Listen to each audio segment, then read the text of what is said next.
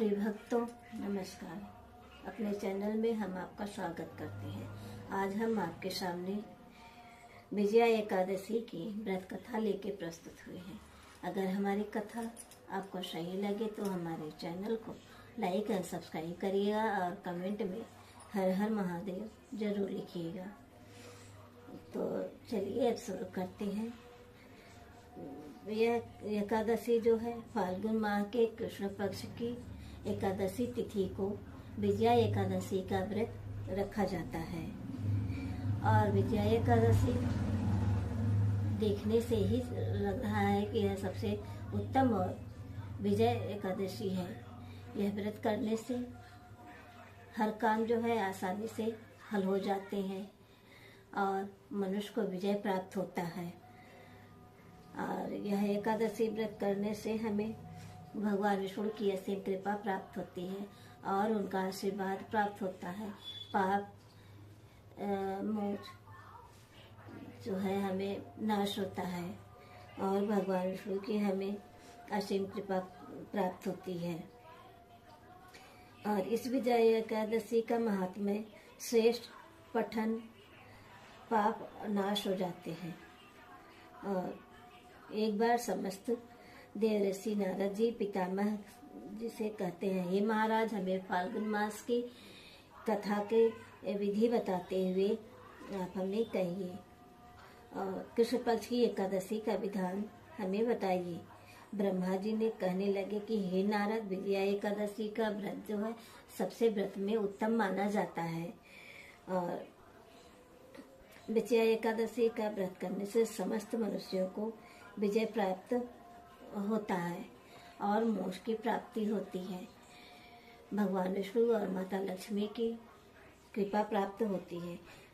तो विजया एकादशी का महत्व को बताते हुए, विधि को बताते हुए, तो वह यह कथा शुरू होता है कि त्रेता युग में मर्यादा पुरुषोत्तम राम जी जो है, जब उन्हें 14 वर्ष का वनवास हुआ था तो वह अपने भाई लक्ष्मण और अपनी भार्या सीता के साथ पंचवटी में रहने के लिए गए थे। और वहाँ पे दुष्ट रावण ने उनके पत्नी सीता का हरण किया।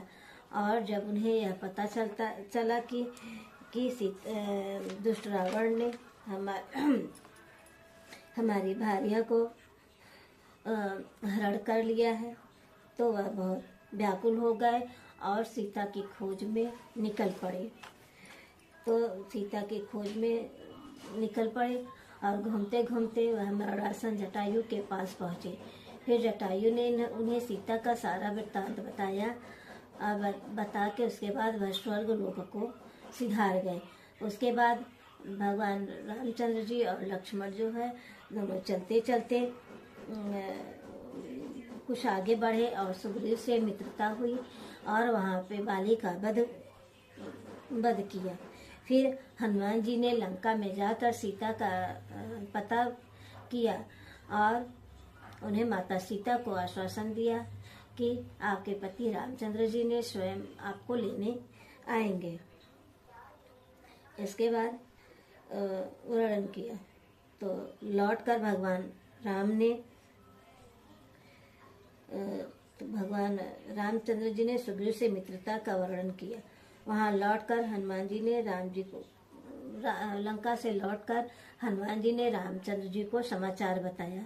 फिर इसके बाद राम जी वहाँ से लंका के लिए प्रस्थान किए। तो लंका पहुँचने के बाद बीच में समुद्र देखकर लक्ष्मण जी से कहे रामचंद्र जी ने कि भाई, यह समुद्र तो बहुत गहरा है और बहुत लंबा है, लंका समुद्र के उस पार है, तो हम इसे कैसे पार करेंगे और सीता जी के पास कैसे पहुँचेंगे। यहाँ फिर इसके बाद लक्ष्मण जी ने रामचंद्र जी से कहा कि हे मर्यादा पुरुषोत्तम, हे रामचंद्र जी, आप तो अंतर्यामी हैं, आप जानते हैं सब कुछ आप जानते हैं। आधा योजन दूर पे कुलदीप कुमारी द्वीप में बलकाधव्य नाम के ऋषि जो हैं वहाँ रहते हैं। आप उनके पास जाइए और उनसे समुद्र पार करने का उनसे आप विमर्श कीजिए, उनसे पूछिए। तो उसके बाद जो है रामचंद्र जी ने बलकाधव्य के आश्रम के पास पहुंचे। वहां पहुंचकर वह ऋषि मुनि को प्रणाम किए और उनके सामने बैठ गए। तो ऋषि मुनि ने रामचंद्र जी से आने का कारण पूछा कि आप यहाँ पे किस कारण से आए हुए हैं। तो उसके बाद मर्यादा पुरुषोत्तम ने उनसे पूछा है कि यहाँ आप किस आए हुए हैं। तो रामचंद्र जी ने ऋषि से अपनी सेना सहित आने का उद्देश्य बताया और कहा कि हमें समुद्र पार करके लंका पे जाना है और राक्षसों का वध करना है। आप हमें लंका जाने का कोई उपाय बताइए। तो ऋषि मुनि ने उनसे कहा, आप कृपा करके समुद्र पार करने का हमें कोई उपाय बताइए, हम किस कारण वहां पहुंच सकते हैं। बलकाधव्य ऋषि मुनि ने रामचंद्र जी से कहा कि विजय होगी और साथ ही समुद्र पार भी आप कर सकते हैं, अवश्य पार करेंगे। इस व्रत की विधि बताते हुए दसवीं तिथि के स्वर्ण, चांदी, तांबा और मिट्टी का एक कलश लेकर उस घड़े में जल भरकर 5 पल्लव रखकर वेदिका पर स्थापित कीजिए। उस घड़े के नीचे सतलज और ऊपर जो रखें उस पर श्री नारायण भगवान की स्वर्ण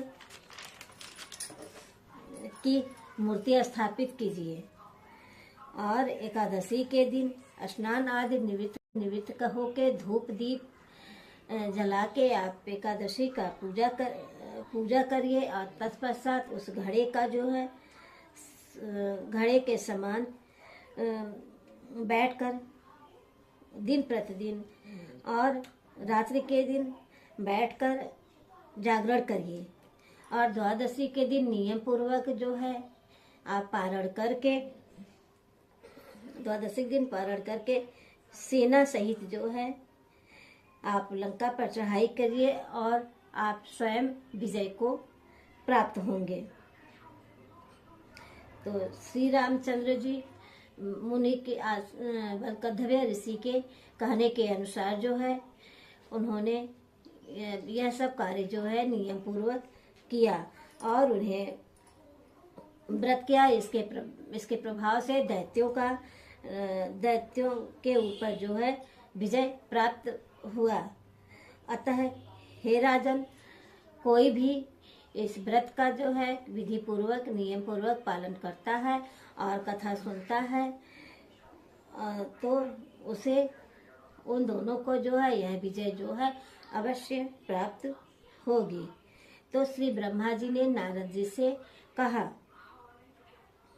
कि हे पुत्र, जो भी इस व्रत को करता है इसका महात्म्य है कि उसे किसी भी कार्य में जो है कि विजय अवश्य प्राप्त होता है, कहता है और सुनता है, उसे वाजपेय यज्ञ फल प्राप्त हो जाता है।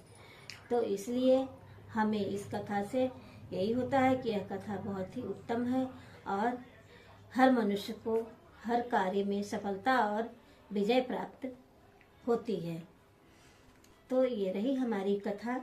अगर आप लोगों को हमारी कथा सही लगे तो हमारे चैनल में हमारे कमेंट में जय हरि विष्णु जरूर लिखिएगा। तो और हमारे चैनल को लाइक करिए, सब्सक्राइब करिए, कमेंट करिए, अपने दोस्तों के साथ शेयर करिए। तो फिर मिलते हैं हम नेक्स्ट वीडियो में।